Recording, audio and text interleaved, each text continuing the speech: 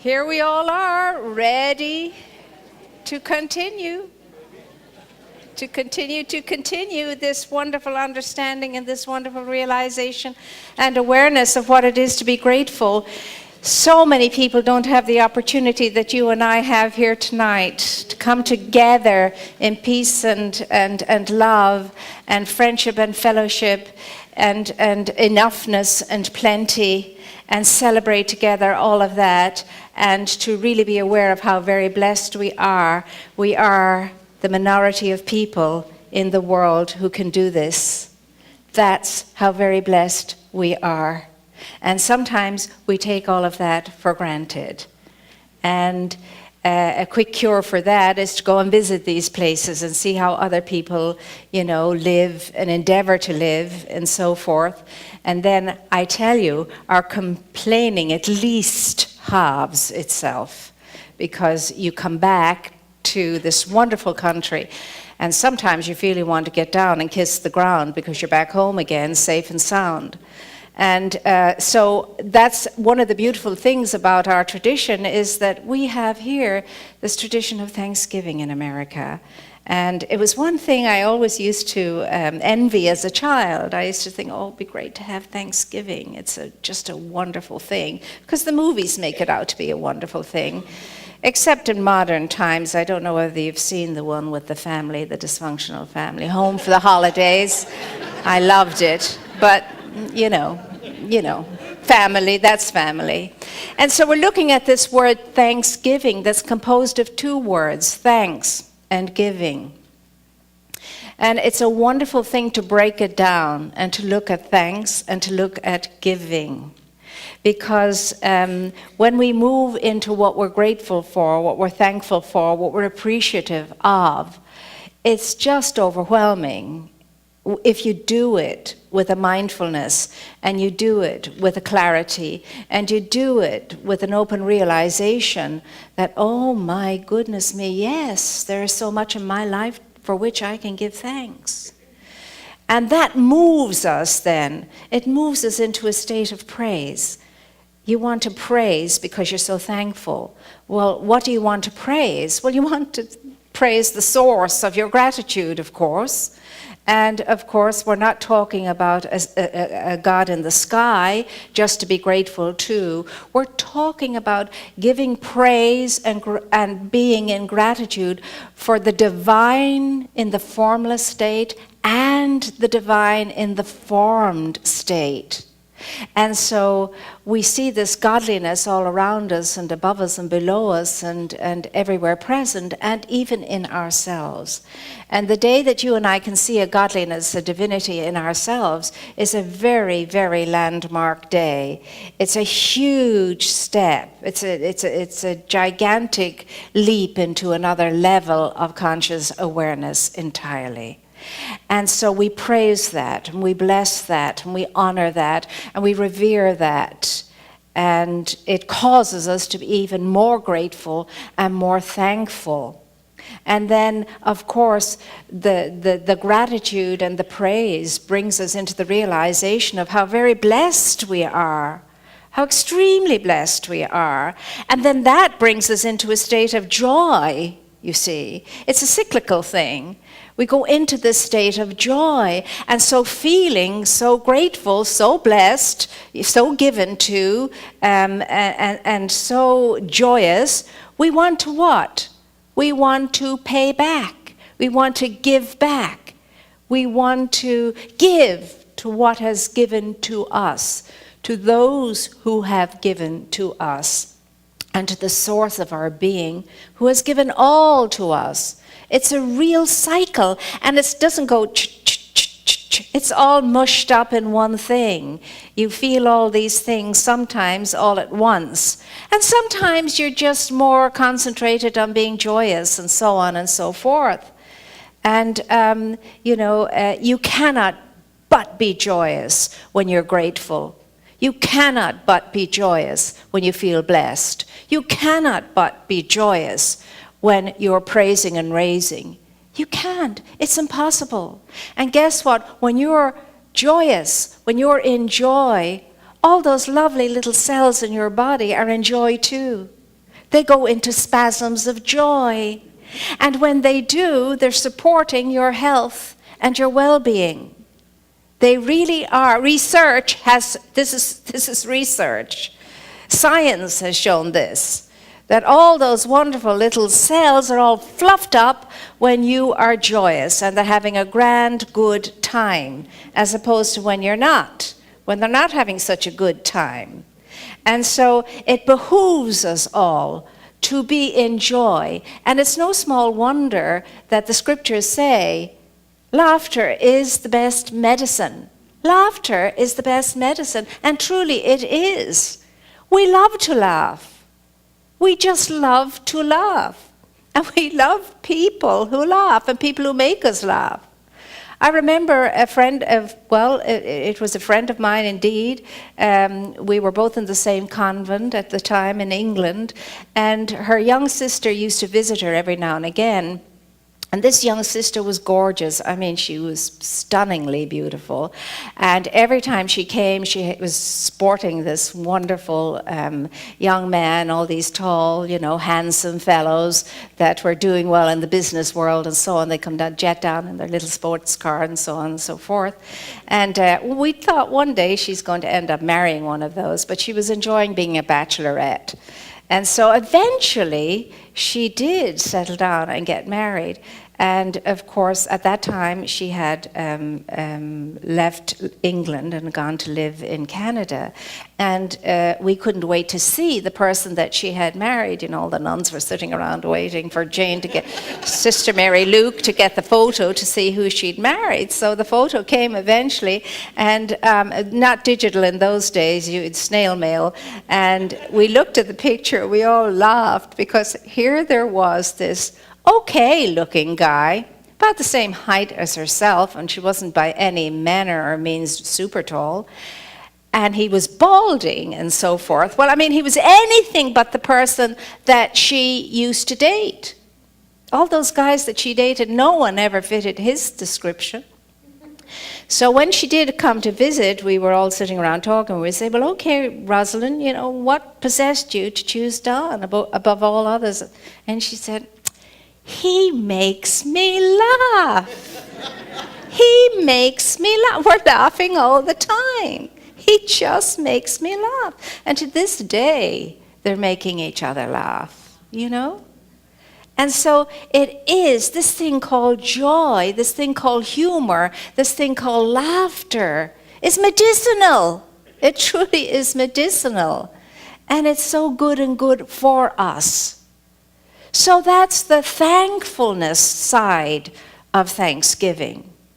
And that brings us then to the giving, to the paying it back, returning it. You see, when you're full of gratitude, praise, joy, and a sense of being blessed, you cannot but want to give back. It's impossible not to. You want to put in, you want to add to. You want to help others to be as joyous as you are, to have enough like you have enough, and so on. It's just an impossible thing not to give. And it again is written in the scriptures, freely you have received, now freely give. First give, and then it shall be added unto you in full measure, pressed down and spilling over. Cast your bread upon the waters, and it will return to you. All of the scriptures are full of this kind of an awareness of how gratitude super blesses you.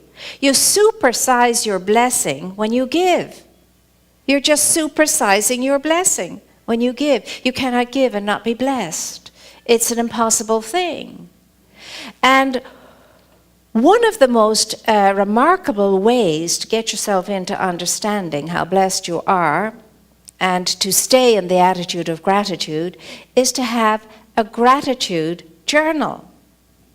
Now, you've heard this suggestion many times before, and some of us in this room, and I will not ask us to raise our hands, but some of us in this room do have a gratitude journal.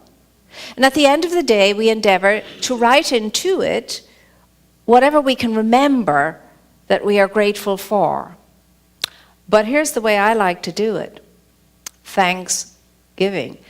First part of the journal is all about what I'm grateful for. And then the second part of the journal is all about everything I can remember I've given, I've put in that day to make this world a better place and to help it to become a world that works for all. So wherever you want to start, either at the back of the book with your, I like to start at the back of the book and go this way, you know, the way they read in the Middle East. They read the opposite way to ours. So that's my giving, and then the front is my gratitude. And then they meet up in the middle eventually, and then you have to get another book. I would recommend The Habit. I can remember when I was in class with Dr. Anita, I was in the practitioner's class, and one of our tasks, our homework, part of our homework every single week was to write down 13 things for which we were grateful for. And we all went, 13? What about 3? Everybody thought 13 was far too big a number. But of course, once you get into it, you supersede all of that in no time flat. And that was where I really got committed to that practice. And I recommend it to you. And goodness me, there are so many ways that we can make the difference and give back. I was reading on the internet I think it was yesterday, several stories about people giving back and the differences they had made. I mean, one man just starts out, and you know the story about the car. He drives up and gets his order, and then he pays for the person behind. That's not uncommon. But what was uncommon about that day was he created a domino effect. Every single person paid for the next person in line. And can you imagine, one man's action created a whole lot of joy for so many and sowed the seed of a wonderful habit in other people who may not have thought of that. And then there's the bike story. When high school students heard about a 9-year-old boy, Atticus Seng, a 9-year-old boy called Atticus Seng, love the name, who had his bicycle stolen not once but twice. So they decided that they were going to have a collection. And they had a collection at the high school, and they collected $360, and he got a fabulous bike to replace the 2 that had been stolen. Well, can you imagine how many people were caught up in that because one boy had that idea? So many other people were drawn in and had that wonderful sensibility to all of that. And it's just, and the joy of the little boy, you know. And then there's the 6-year-old girl, oh my goodness, 6 going on 60. And so she has this bright idea one day that she's going to sit down and write to Santa Claus. So she does. She says, "Dear Mr. and Mrs. Claus, this year I will not be requiring any gifts or presents from you. You see, I really don't need them. I have just learned that there are children in this world that don't have any toys at all, and I didn't know this before. So I am going to go walking in a charity walk so that I can help raise funds for children who are in the program of St. Catherine's Hospice. So again, I say, thank you so very much for always having me on your good list. But please give my presents to those children who don't have any." Signed, Amelia, kiss, kiss, kiss, kiss, kiss, kiss, kiss. 6 years of age. 6 years of age. Came to wisdom at 6 years of age. Came to an understanding. And then there was a beautiful one, I love this one. It's a sign in the underground, in London's underground, at Hampton Court. And it was on an official signed standard board. And it said, you know, Earl's Court, the underground symbol was there, and the date. And it said, thought for the day. And it says, yes, you reading this message, yes, you. You are beautiful, sweet, awesome, amazing. Don't forget this. Have a wonderful day. Now, you don't see many signs, public signs, on public billboards saying things like that. But do you see that one person creating such a thing, such an event, creates that domino effect when so many people are drawn in? And some people who walked past that sign that morning feeling really bad about themselves changed their energy as a result of that reminder on that board. And then the young girl, again, quite a surprising story. She's running in a race. It's a team race, two teams against each other. She's running and she trips, hurts her ankle, and can't really go on. But she hobbles along, she's hobbling along. And the young man behind her comes over to her and helps her. And she says, no, I'll get there. You need to keep running, you need to keep going. And he says, no, I want to help you. And he did. And of course, they got a great ovation when they passed the finishing line. The greatness about that was he was belonging to the other team. He belonged to the other team. And he's slowing himself down to help another person on the team. There are so many ways, and you can think of them. And you know yourself, in your mind, there's things going on, as I'm sharing with you, what you could do and how you could raise and how you could make a difference in a very conscious and deliberate way, not just once in a while. We all do it at this time of year. My goodness, we are exemplary at this time of year. We all get extra brownie points this time of year. But you see, it's holiday time every day. It's Christmas, as Scrooge says. For Scrooge, he said he endeavored to keep Christmas in his heart every day of the year. And that's what you and I are called to. Those of us who are deliberately taking our spiritual unfoldment seriously. Those who want to live a deliberate, spiritual, authentic life now, you see. We're called to this every single day. And when you say yes and respond to it, you get up in the morning with a very different sense and sensibility. I mean, joyous people are nice people to have around. People enjoy being in the company of joyous people, you see. They don't feel in any way threatened. Their sensibility doesn't feel any way threatened in the presence of a joyous person. Because when you're in joy, you're not shaking your fist at anybody. You know, you're not giving the stink eye to anybody when you're in joy.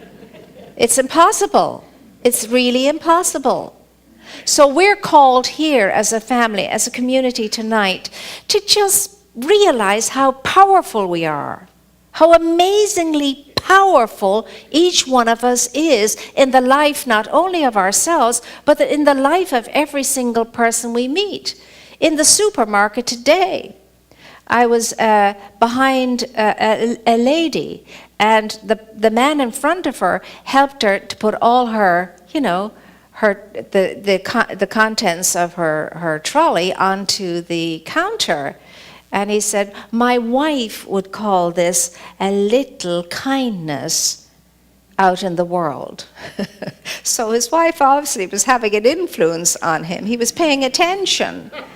And it's just those little acts of kindness that make a difference in somebody's life. Now, you've been the recipient of somebody's thoughtfulness out there in the world, and you have offered your thoughtfulness to people out there in the world. And there's a huge difference that makes. You feel so good when somebody sees your need and responds to it. You feel so good when you see somebody else's need and you respond to it. Ernest Holmes says that the person who is unhappy is not normal. He says the person who is unhappy is not normal. And he says that's the person that can only think upon himself, herself, as the case may be. But he says the person who can think outside of him herself and throw himself, give himself fully to what he is engaged in, will be happy and normal. So he says, let the unhappy, let the depressed get themselves involved altruistically in some purposeful thing and put their whole heart and soul into it. And then he says, see how there will be an influx in that person's life that will be beyond her imagination. So it's a question of you and I being able to step away from ourselves for 2 minutes and get into somebody else's shoes or moccasins and be able to somehow see life from their perspective and then interact with them from that awareness, you see. Because most of us in today's society, in this society, are lacking in patience. Have you noticed that? All those people out there who have no patience? You being one of them. You see? And how we're inclined to not be mindful when we're in a hurry. When we are in a hurry, we are not mindful. So we bump into each other and we push a little bit and so on and so forth because we're not mindful. We're caught up in our own world and in our own selves. But that's not who you are. That's not what you were created to be. Remember the power that is within you. The power within you, you use either to add to, increase, or deplete yourself or those around you or situations around you. You are so powerfully strong in your ability to think and to feel that those thoughts and those feelings affect everything around you and everyone around you, all affected by it. And so I'm inviting us all to be aware of that power, to get in touch with that power, to rejoice over that power, to celebrate that power, to be grateful for that power, to be joyous because we have that power available to us all of the time. But tonight is calling us for mindful use of that power, purposeful use of that power, directed use of that power, so that you and I are engaged in what we're here to do, be in the process of leaving and building first and foremostly our legacy that we're going to leave. And that's a legacy of good, of kindness, of goodness, of wisdom, of understanding, of compassion, of generosity, wild generosity, because of the feeling of being so blessed. Wild generosity because of the feeling of being so given to. Wild generosity because of the feeling of us here being so pampered. Wild generosity because all the gifts of creation have been made available to us. Nothing withheld and nothing held back. All has been given to you and to me to use for our good and the good of all else besides. So I bless us all here tonight, each and every one, and I'm knowing for each and every one that tomorrow as we move into that wonderful celebration of what it is to be in this country and be in that wonderful celebration of Thanksgiving, that it's about more than all of the food, it's about more than the games, it's about more than all of that. You're enjoying that because somewhere along your lifetime, in your youth and childhood, you must have done something good, or you'd be somewhere else. You wouldn't be here. And that having achieved this level of manifestation, don't stop there. Keep going to the next level and the next level and the next level, because those levels are calling you. But you won't respond if you're not listening, if you're not hearing, if you're not mindful, if you're not present and paying attention. So, my dear ones, much has been given to us. And to those who have been given much, much is expected, say the great books, all of them. And so for you and yours, I am knowing the joy and the peace and the beauty and the grace and the feeling of plenty and the grace and the ease and the health and the well-being and the joyous, loving relationships that are there for you as you enter into family life and living in a big way tomorrow. But remember, in the midst of it all is that which has given it all. And don't forget to praise and to give thanks and to bless. And so it is for tonight.